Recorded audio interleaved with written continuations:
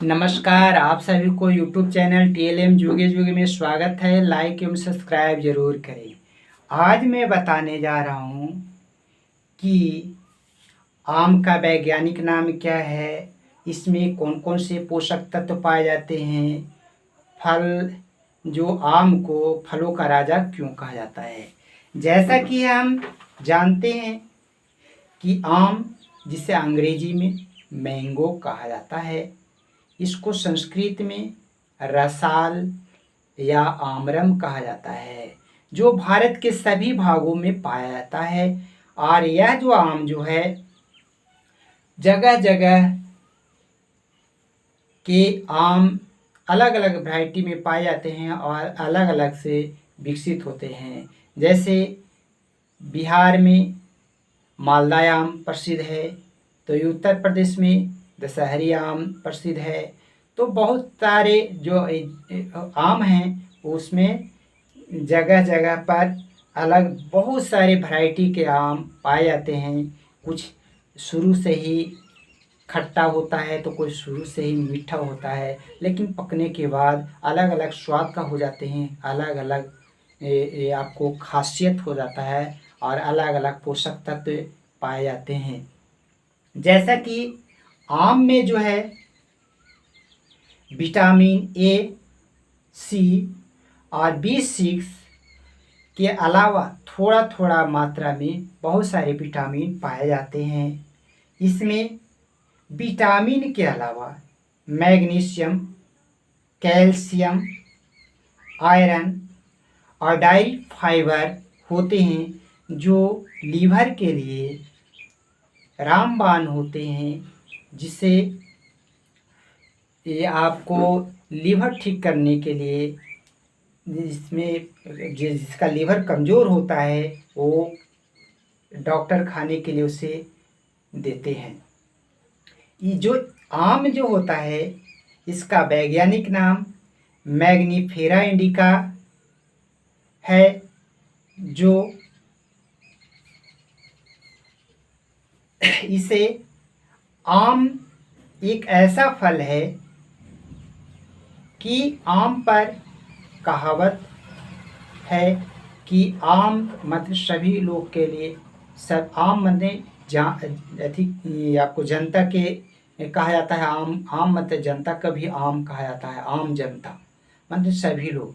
ये आम ऐसा है कि सभी लोग इसे पसंद करते हैं और ये फलों का राजा कहा जाता है, क्योंकि जब ये कच्चा होता है तो भी हम यूज करते हैं, पक जाता है तो पर भी यूज करते हैं, और इसका गुठली भी बच जाता है तो भी इसका वंश बढ़ोतरी में करते हैं। और इसका जो होता है आम का, आम गुठली का दाम भी कहा जाता है। ऐसा इसलिए कहा जाता है कि आम हम इसमें गुठली होता है जो किसी काम का नहीं होता है, उसका फेंक देते हैं और आम को खाते हैं। लेकिन कुछ लोग जो है गुठली से भी पैसा वसूलते हैं, जैसे इसका बीज लगा देते हैं और बीज लगा करके उसे जब उत्पादन हो जाता है, ग्रो करता है पौधा, तो उससे भी बेचते हैं। तो कोई भी बिजनेस में ऐसा दोहरी फायदा होता है तो कहा जाता है आम के आम गुठली का दाम।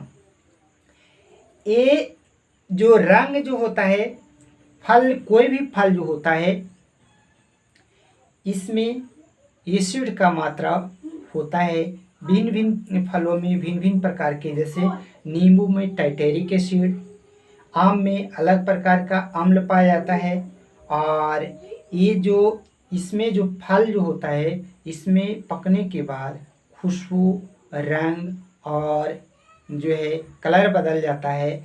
ऐसा इसलिए हो जाता है कि इसमें अम्ल होता है, धीरे धीरे जब पकता है, प्रौढ़ होता है, तो इसका रंग जो क्लोरोफिल की मात्रा होता है वो कमने लगता है, और स्टार्च की मात्रा आपको क्लोरोफिल के कमने के कारण इसका रंग पीला, लाल, गुलाबी या फिर बैंगनी, जैसे जामुन का कलर बैंगनी होता है, शहतूत का कलर लाल से लाल होता है फिर बैंगनी हो जाता है, खजूर का लाल लाल होता है, उसी प्रकार टमाटर का लाल हो जाता है। पकने के बाद शकरा की आपको क्लोरोफिल की फल पर जो होता है वो कमने के कारण ये रंग बदल जाता है।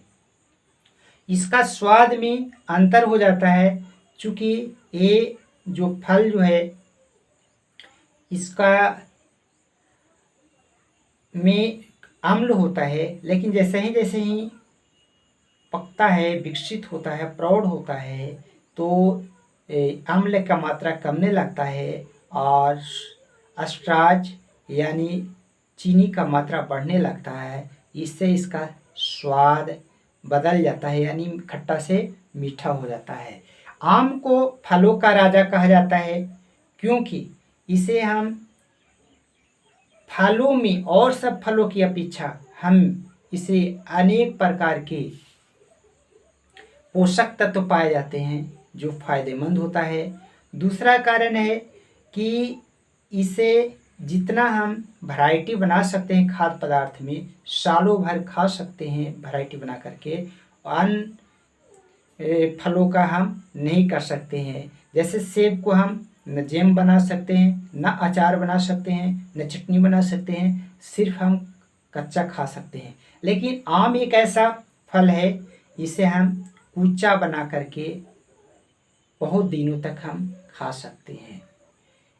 जूस बना करके बहुत दिनों तक हम सुरक्षित रख सकते हैं।